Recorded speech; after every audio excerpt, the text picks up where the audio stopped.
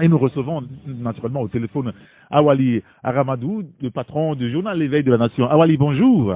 Bonjour Saint-Éric et bonjour à toutes et à tous. Merci de nous avoir rejoints. Et vous évoquez ce matin les échanges fructueux entre le président togolais Faure Gnassingbé et Christine Lagarde à Berlin. Le FMI qui salue là les belles performances, sinon les bonnes performances du Togo.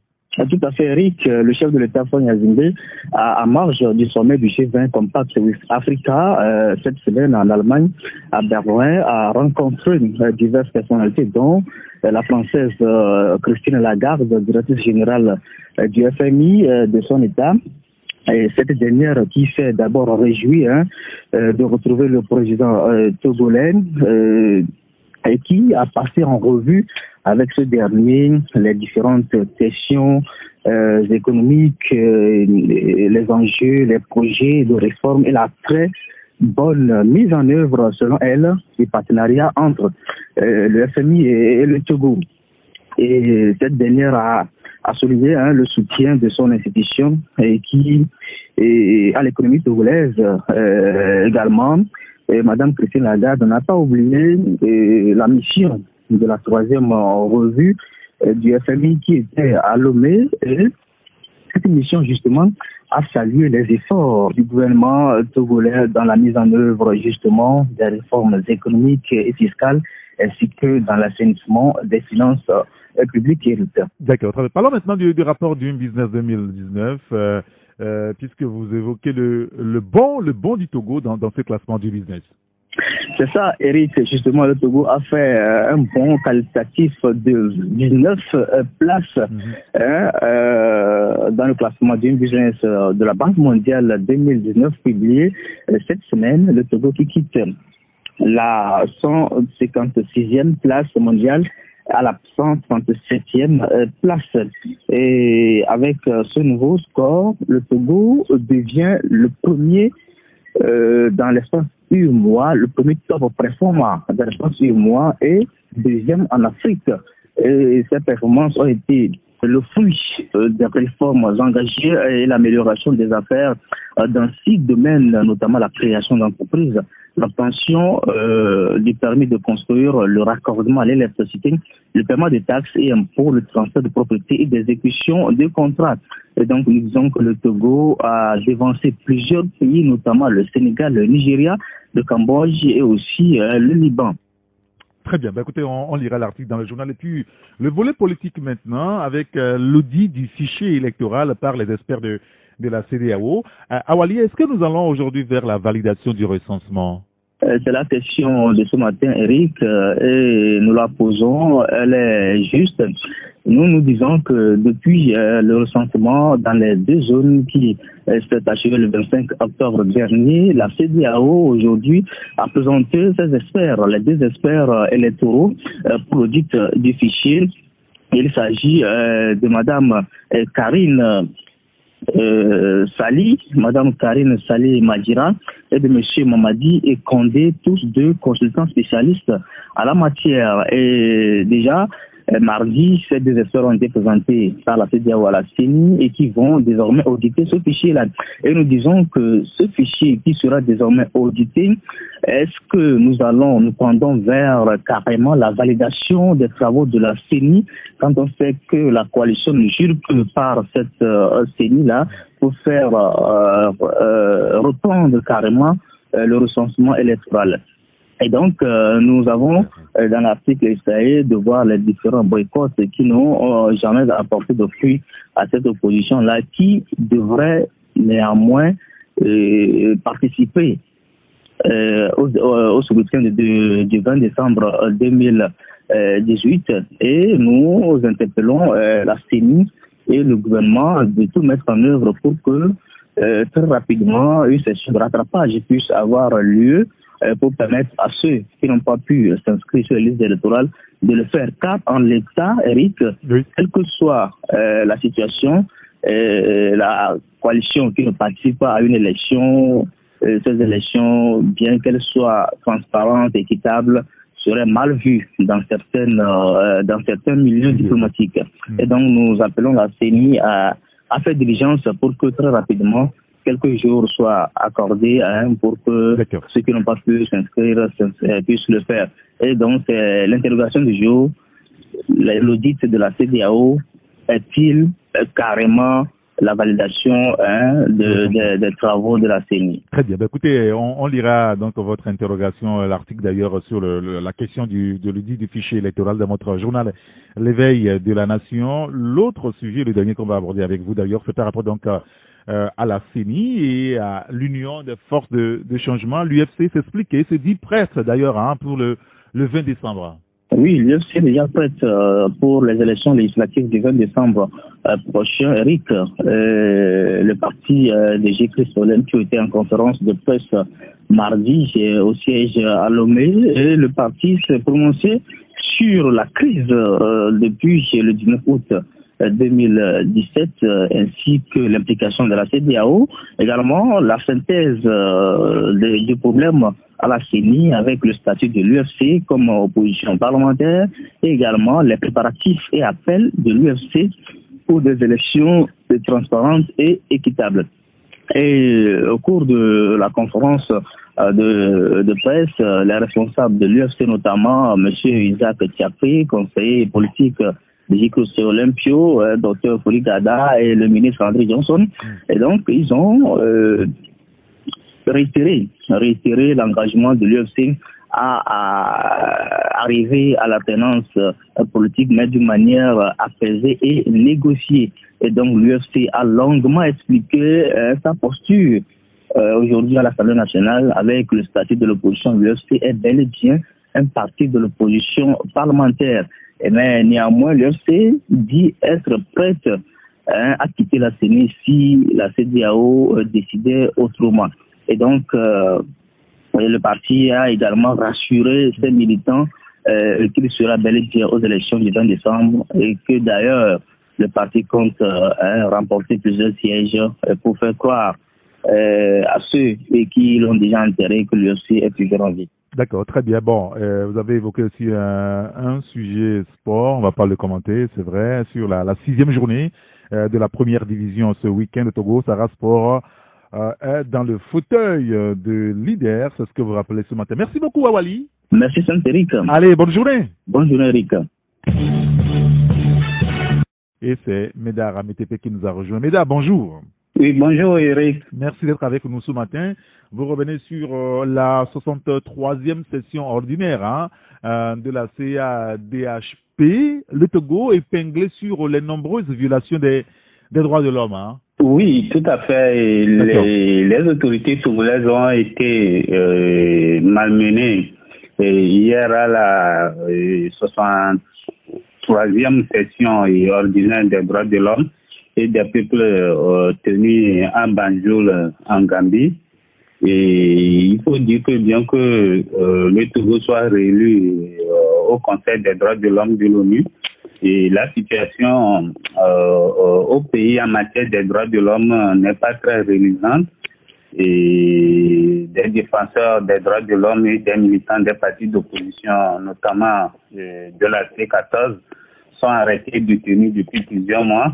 Et on se rappelle aussi que les manifestations organisées lors du déclenchement de la crise politique le 19 août 2017 ont été réprimées dans les sang et une vingtaine de personnes ont été tuées. Et l'Internet avait été aussi coupé à l'expo. Et depuis des mois, des villes à l'intérieur du pays sont en état de siège. C'est sur tous ces sujets-là que la délégation togolaise a été criblée de questions. Et il faut dire aussi qu'un groupe de Togolais avait fait un travail en amont et soumis à Banjul une requête au niveau de la Commission africaine des droits de l'homme et des peuples pour exiger des enquêtes sur les violations répétées des droits de l'homme au Togo. Et à la Commission, on avait une idée claire sur la situation des droits de l'homme dans notre pays.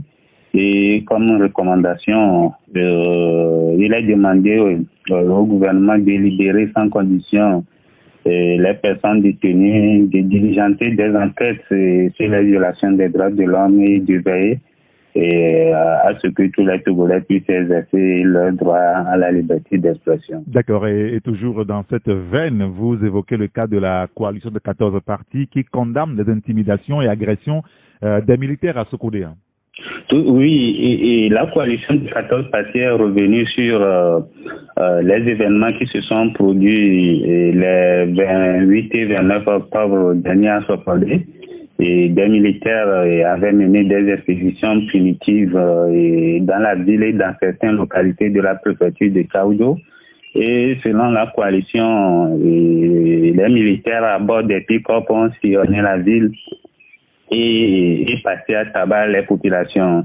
Et ils ont tiré des grenades lacrymogènes et des rafales de balles pour terroriser les populations. Et à Paratao, ils ont criblé de balles le monument des thèmes qui s'y trouve. Et cette descente punitive des militaires était intervenue le lendemain et après que le siège du parti uni à Sokodé a été incendié. Et 48 heures plus tôt, c'était le siège du PNP qui avait été aussi vandalisé. Et la coalition a lancé un appel au président en exercice de la CEDEAO, Mouhamadou Bouhari, aux facilitateurs et aux chefs d'État à agir pour que s'arrête le climat de terreur instauré depuis des mois à Sokodé. Et bien avant, Madi Titi Assadam avait aussi interpellé la CEDEAO à intervenir pour faire cesser les exactions sur les populations et les protéger. D'accord, très bien. C'est noté à souligner également que la coalition qui vient donc en soutien à la marche pacifique de demain, samedi, organisée par le Front citoyen Togo debout. Le deuxième sujet à évoquer avec vous, Médard, c'est par rapport donc à ce malaise que vous relevez au port autonome de Lomé avec la tentative d'accaparement du transport des marchandises par la société Medlog. Oui, et en fait, les 10 et 11 octobre dernier, une partie du port de Lomé avait été paralysée par des mouvements de contestation déclenchés par des conducteurs de camions de marchandises et aucun véhicule n'a pu rentrer et sortir du côté de Lomé, conteneur terminal. Et par ce mouvement de grève, les syndicats de conducteurs voulaient ainsi protester contre la société MSC et Mediterranean Shipping Company et à travers sa filiale Medlog pour avoir mis en circulation 15 camions semi-remorques et sur près de 300 prévus. Et il est reproché à la société de chercher à avoir le monopole sur tout le transport des marchandises venant par lesquels elle cédait aux grandes dames des syndicats des conducteurs togolais. D'accord. Les conducteurs estiment que l'acte posé par la société MSC fait partie d'un complot destiné à enterrer la flotte locale et celle des pays de l'Interland. Et il nous revient que même les autorités portuaires étaient aussi surprises par la décision et qui risque d'avoir un impact négatif sur le port. Et beaucoup craignent que des milliers de véhicules togolais comme ceux des pays du Sahel, le Mali, le Niger, le Burkina, ne désertent le port de Lomé au profit d'autres ports et que la plateforme portuaire du Togo ne soit paralysée. D'accord, très bien. Écoutez, on lira tous ces sujets dans votre journal Le Quotidien Liberté. Merci beaucoup, Médard Amétépé. Merci, Eric. Allez, bonne journée. Bonne journée à vous aussi. Merci. Didier Assogba. Didier, bonjour. Bonjour, Eric. Alors, on continue pas parler de la crise togolaise avec vous, puisque vous vous interrogez ce matin. Bouhari et les facilitateurs de la crise interviendront-ils finalement maintenant? Oui, c'est la question que nous nous posons. C'est la question que nous sommes posés après analyse d'un certain nombre de faits. Vous êtes sans savoir que le 23 septembre dernier, à la deuxième réunion du comité de suivi de feu de route pour une sortie pacifique de crise au Togo, un accord a été trouvé sur la recomposition de la CENI. Mais à ce jour, on constate que cette recomposition-là semble impossible, malgré les sorties de la coalition la CEDEAO ne réagit pas sur ce sujet.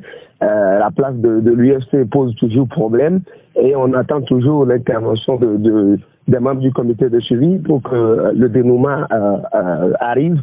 Mais la coalition, enfin, je veux dire la CEDEAO et les facilitateurs donc ne réagissent toujours pas, même si il y a quelques jours il a été demandé à ce que la coalition se rende à Conakry, ce qui n'a pas été non plus possible. Oui.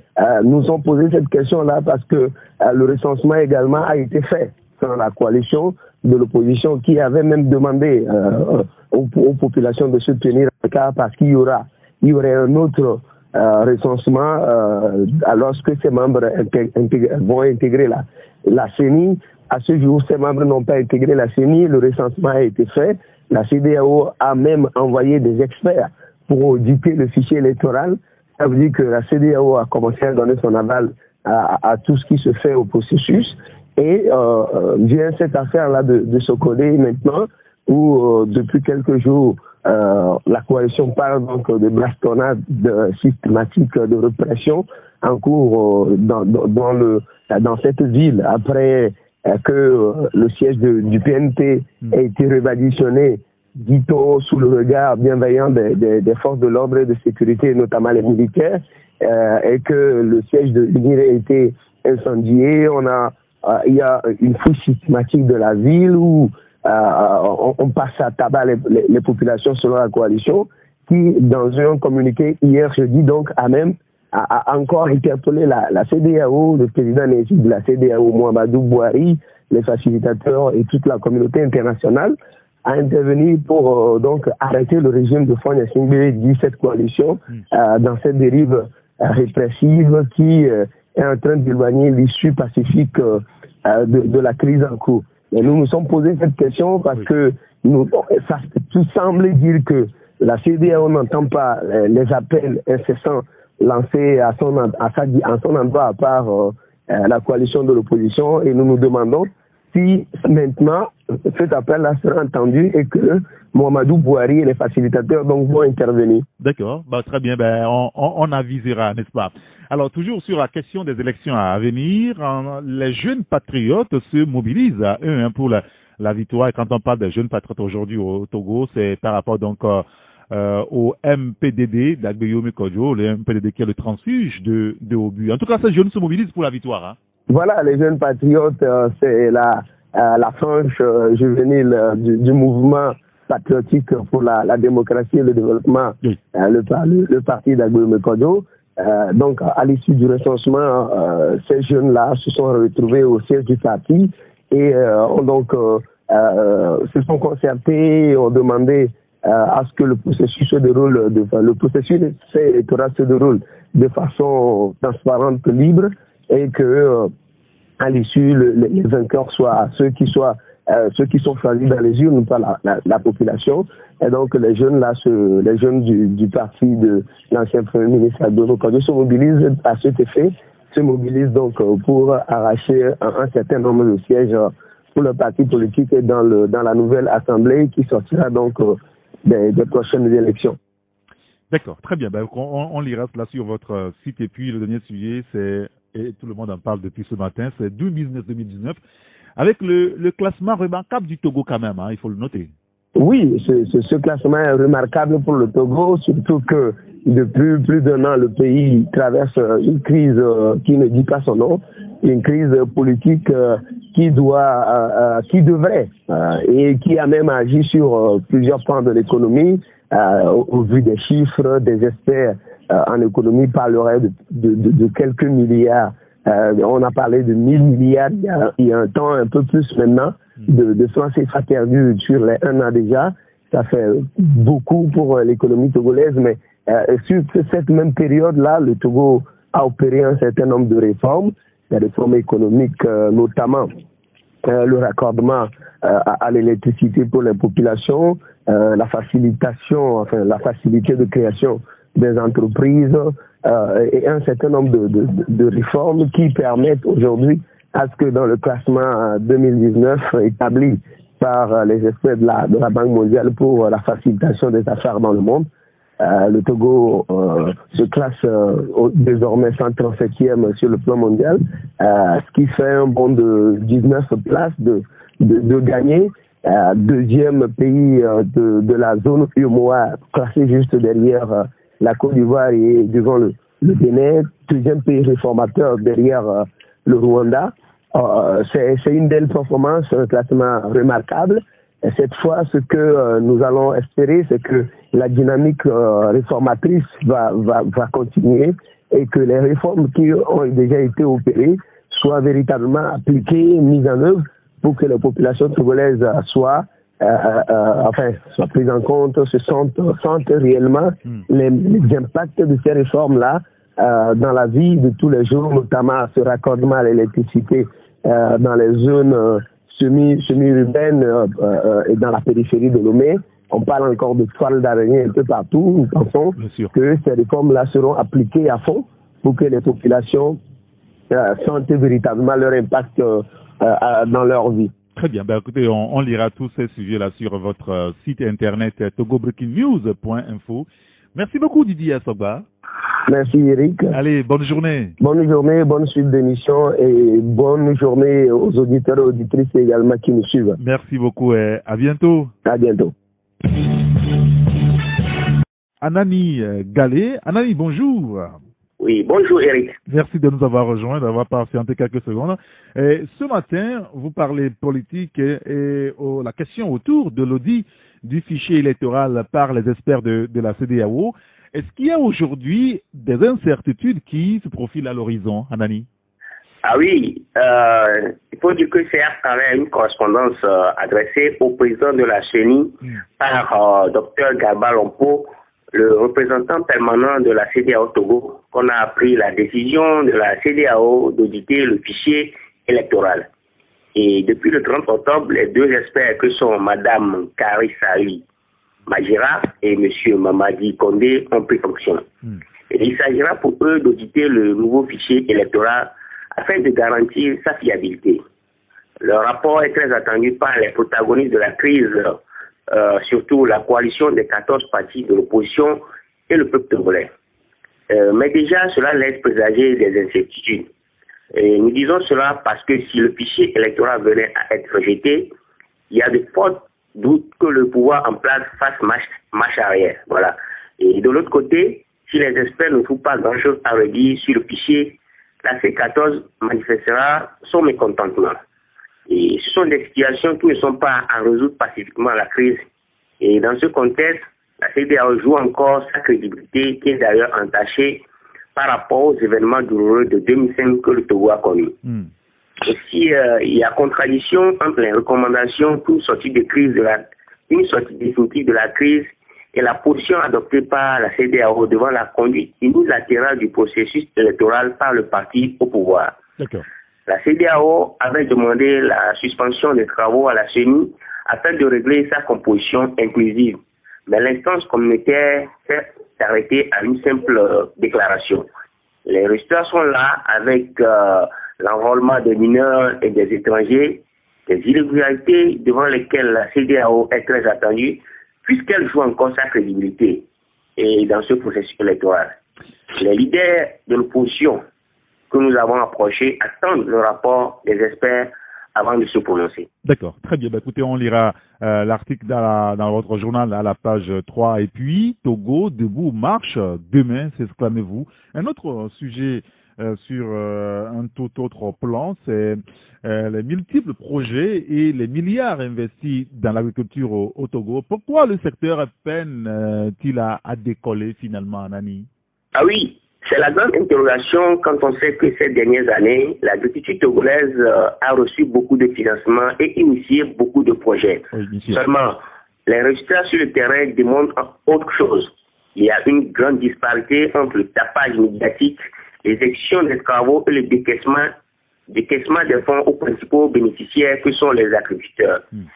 En tout cas, c'est le diagnostic fait par la convergence globale des luttes pour la terre et l'eau, section togolaise, qui regroupe une vingtaine d'associations de la société civile. L'étude a été menée dans la période d'octobre 2017 à janvier 2018 et a révélé, selon les enquêteurs, une domination de l'administration sur le monde paysan.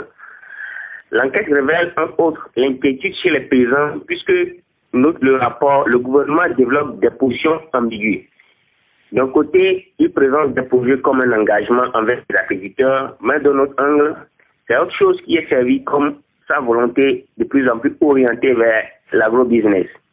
Ce sont là quelques mots qui minent le secteur agricole au Togo et nous invitons nos lecteurs à lire le rapport en entier afin de découvrir d'autres diagnostics faits par la convergence globale des luttes pour la terre et l'eau, section Togo. D'accord, très bien. Bah, on prend le temps de lire l'article sur plusieurs pages finalement dans votre journal alternatif ce matin. Et puis, cette enquête, c'est une immersion dans l'univers des prostituées mineures, avait dit Adido Gomé Bainata, Nani. Tout à fait, Eric. C'est une enquête que nous avons menée dans les quartiers les plus branchés de la capitale, notamment à Béji et à Adido Gomé. Là-bas, ce que montre la nuit est différent de ce qui se fait voir le jour. Aux abords des bars et discothèques de jeunes filles mineures, dont l'âge est compris entre 14 et 17 ans, se prostituent. Nous les avons approchées et elles nous ont parlé de leur métier, de ce qu'elles endurent. Des révélations qui aident à mieux comprendre leur choix. Et il faut dire que la possession des mineurs n'est pas entre le même niveau, mais ça prend des proportions très inquiétantes, surtout dans ces quartiers qui ont ravi la vedette à Décon et où les gens vont se ressourcer dans la chair pêche, comme ils le disent. Voilà. Très bien, écoutez, on prendra le temps de lire votre enquête dans le journal L'Alternative ce matin. Merci beaucoup à Anani Galé. Merci Eric et bonne journée. Bonne journée à vous et à bientôt. Oui, à bientôt mon frère.